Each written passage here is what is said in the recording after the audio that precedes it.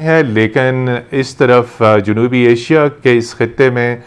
مقبوضہ کشمیر اور آزاد کشمیر جو ہیں وہ بھارتی حملے کی زد میں ہیں۔ لائن آف کنٹرول کے اوپر آئے روز بھارتی فورسز کی بلا اشتعال فائرنگ، گولہ باری سے خطے کی سیکیورٹی خطرے میں پڑ چکی ہے،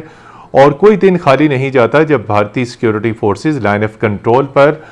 بلا اشتعال فائرنگ کرتی ہیں، گولہ باری کرتی ہیں، جس سے آزاد کشمیر میں لائن آف کنٹرول کے ساتھ ساتھ رہنے والی سول آبادی اس کا نشانہ بنتی ہے۔ بڑی تعداد میں لوگ شہید ہو چکے ہیں، ہماری مسلح افواج کے جوان شہید ہو چکے ہیں، بڑی تعداد میں سول فوجی جو ہیں وہ اس میں زخمی بھی ہوئے ہیں۔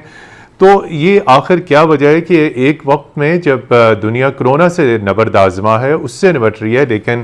بھارتی سیکیورٹی فورسز اور بھارتی مائنڈ سیٹ آخر لائن آف کنٹرول پر اشتعال انگیزی کر کے کیا چاہتا ہے؟ اس کے ساتھ ساتھ ناظرین آپ کو یہ بھی بتائیں گے کہ ایک اور خوفناک قانون جو ہے جس کی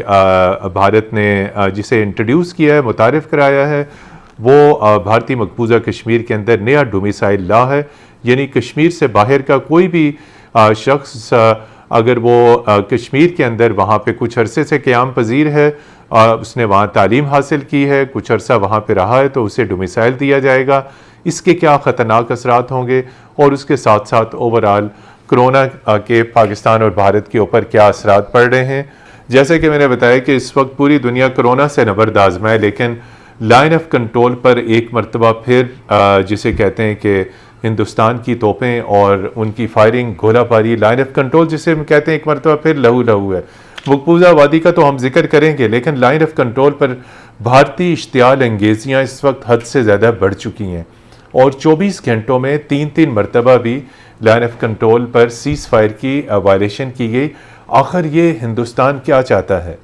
بہت شکریہ متین صاحب۔ یہ بہت نازک معاملہ ہے، اور یہ بدقسمتی کی بات ہے کہ بھارت نے ایک ایسے وقت کا انتخاب کیا ہے اتنی غیر ذمہ دارانہ رویے کا مظاہرہ کرنے کا، جبکہ دنیا ایک عالمی بہت بڑے مسئلے سے نمٹ رہی ہے۔ میں سمجھتا ہوں کہ اس کے پیچھے 4-5 محرکات ہیں جو بہت امپورٹنٹ ہیں۔ سب سے بڑا جو موٹیو ہے بھارتی قیادت کا وہ یہ ہے کہ جو عالمی برادری کی توجہ ہے وہ نہ صرف بھارت کی داخلی سیاست اور کرونا کی جو مس مینجمنٹ ہے اس سے بھی ڈائیورٹ کی جائے۔ تو دراصل جو بھارتی فوج ہے وہ اتنا بڑا ایک ادارہ ہے جس میں 12 لاکھ سے زیادہ افراد جس سے منسلک ہیں، اور اس کو ایک بہت بڑا بجٹ ملتا ہے جو کہ بھارت کے معاشی مسائل، بھارت کی غربت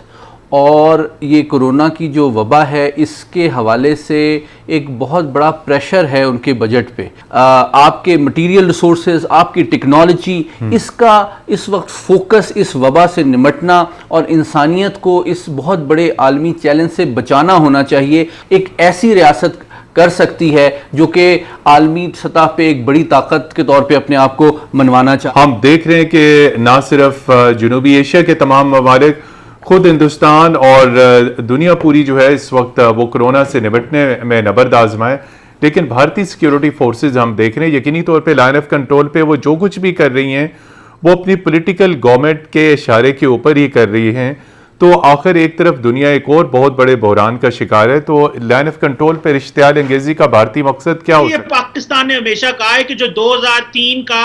سیز فائر ایگریمنٹ ہے اس کو فارملائز کر دیا جائے۔ یہ نواز شریف صاحب نے بھی اور پوری دنیا ہمیشہ پاکستانی پولیٹیکل لیڈرشپ نے اس کو کہا ہے کہ اگر آپ چاہتے ہیں کہ معاملات ٹھیک ہوں تو ہمارے ساتھ آپ بیٹھ کے لیگل ٹریٹیز کر لیں۔ اور مزے کی بات ہے جب نریندر مودی صاحب نے سارک کا اجلاس بلایا کووڈ-19 کے اوپر تو ہم سمجھ رہے تھے شاید انڈیا کوئی شاک ابزاربر لگانا چاہتا ہے پاکستان انڈیا کے تعلقات ٹھیک کرنے کے لیے، لیکن مجھے ایسے لگ رہا ہے کہ یہ جو بی جے پی کا اور انڈین ملٹری کا جو نیکسس ہے یہ نیکسس معاملات خراب کر رہا ہے، اور یہ بی جے پی سے بھی آگے ایسے لگتا ہے آر ایس ایس اور انڈین ملٹری کا نیکسس ہے جو کہ مزید معاملات کو خراب کر رہے ہیں۔ سو اس کو بالکل غیر روایتی ہم تو دیکھ رہے تھے، بلکہ دیکھیں نا یمن میں جو ہے وہ سعودی عرب اور ہوتیز کے درمیان سیز فائر ہو گئی، یہ کشمیریوں پہ یہاں سیز فائر کیوں نہیں ہو سکتے؟ بالکل قمر چیمہ صاحب ہمارے ساتھ رہیے گا، ہمارے ساتھ۔ گزشتہ کئی ہفتے سے ہم نے دیکھا ہے کہ لائن آف کنٹرول پر بھارتی بلا اشتعال فائرنگ، گولہ باری کا سلسلہ بڑھ چکا ہے، اور بھارتی فورسز لائن آف کنٹرول پر سر نشانہ بنا رہی ہیں. پاکستان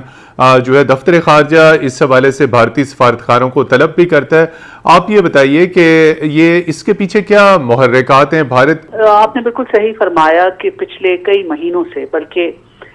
اس سال کے 3.5 مہینے گزرے ہیں، اور اس مختصر مدت میں 765 دفعہ سیز فائر وائلیشنز بھارتی فوج کر چکی ہیں لائن آف کنٹرول پہ،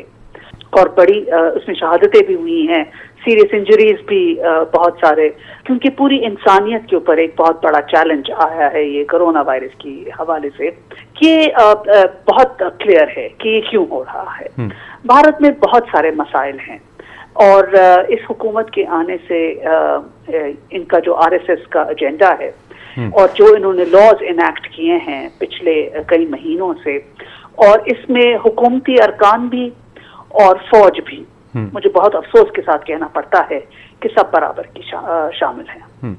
سارک ہیلتھ منسٹرز کی کانفرنس ہوئی. پاکستان نے اپنی پوری کمٹمنٹ شو کی، ویڈیو لنک کے ذریعے اس میں شرکت کی. نہ صرف شرکت کی بلکہ کووڈ-19 سے نمٹنے کے لیے جو فنڈ تھا اس میں بھی ایک بہت مناسب رقم کی کمٹمنٹ کری. تو پاکستان کی تو کمٹمنٹ یہ تھی کہ جنوبی ایشیا میں ترقی ہو، خوشحالی ہو، ہیلتھ انفراسٹرکچر بہتر ہو. لیکن اگر ہم دیکھتے ہیں ہندوستان کی صورتحال، وہاں پورا لاک ڈاؤن ہے اور کووڈ کی آڑ میں وہاں مسلمانوں کو ایک مرتبہ پھر نشانہ بنایا جا رہا ہے. جی دیکھیں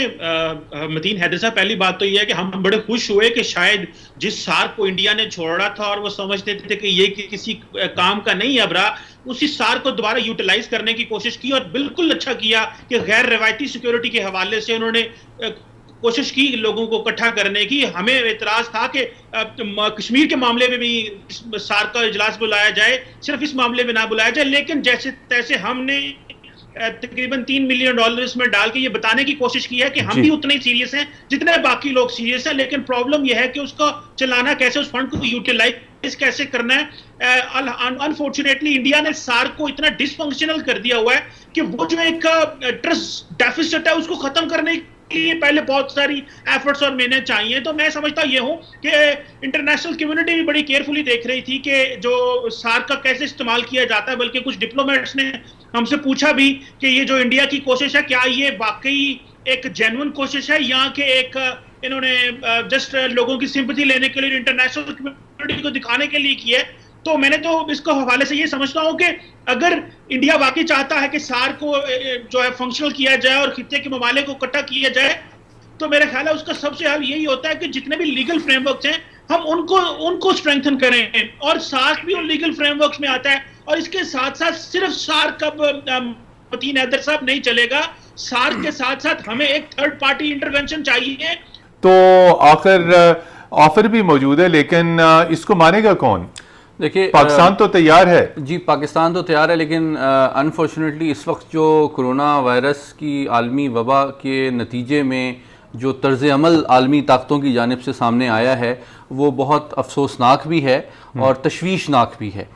کیونکہ جو پورا ورلڈ آرڈر ہے it has not undergone a greater challenge than this since second world war. اور آپ کو لیک آف لیڈرشپ نظر آ رہی ہے US کی طرف سے، فرانس کی طرف سے اور برطانیہ کی طرف سے، جہاں یہ بہت بڑے اسکیل پہ نہ صرف وہ عالمی سطح پہ کیا لیڈرشپ دکھائیں گے، انہوں نے تو سب سے زیادہ اپنے ملک میں اس کو مس مینج کیا ہے. اس کے مقابلے میں آپ کو نظر آتا ہے کہ رشیا کے بہت اسٹرکٹ میجرز لیے گئے ہیں. میں ایک ایونٹ میں تھا، اس میں رشین سفیر نے بتایا کہ انہوں نے اتنا اسٹرکٹلی امپلیمنٹ کیا ہے کہ کوارنٹین سے اگر ایک بندہ وائلیٹ کرے گا تو اس کو 5 سال قید ہوگی اور 2 وائلیشنز پہ 7 سال قید ہوگی. چائنا سخت ترین اقدامات کیے گئے، لیکن اس کا پہلے جواب ہاں میں اسی طرف آ رہا ہوں. تو چین آپ کو نظر آتا ہے ان تمام P5 کنٹریز میں واحد ریاست، واحد قوت ہے جو کہ ابھری ہے، جس نے 80 سے زیادہ ممالک کو میڈیکل ہیلپ بھی پرووائڈ کی ہے، اسسٹنس بھی پرووائڈ کی ہے، اور دنیا کی 20% آبادی چائنا میں رہتی ہے. اس نے اس کو مینج کرنا اٹ سیلف ایک بہت بڑی اچیومنٹ ہے، اور اس نے اپنے نالج کو، اپنے ٹیکنالوجی کو، ریسورسز کو اسپیشلی پاکستان کے حوالے سے بہت فرینکلی اور فریلی شیئر کیا ہے. اس میں بہت امپورٹنٹ ٹرمپ کی جو آفر ہے میڈیشن، دیکھیں وہ میڈیشن کی آفر میں سمجھتا ہوں ایک وربل ایک انٹینٹ کا ایکسپریشن تو ہے لیکن اس کو مٹیریلائز ہونے کے چانسز بہت کم ہیں. لیکن اس کی کئی وجوہات ہیں. میں یہ سمجھتا ہوں کہ پاکستان کے لیے اس وقت امپورٹنٹ یہ ہے کہ وہ تمام تر دنیا کی بدلتی ہوئی سیاسی منظرنامے کے پیش نظر توقعات صرف واشنگٹن سے مشروط نہ کرے بلکہ جو ایمرجنگ پاورز ہیں, چائنا ہے, رشیا ہے, امریکہ ہے, ان سب سے مل کے وہ ایک مجموعی طور پہ بھارت پہ پریشر ڈالنے کی کوشش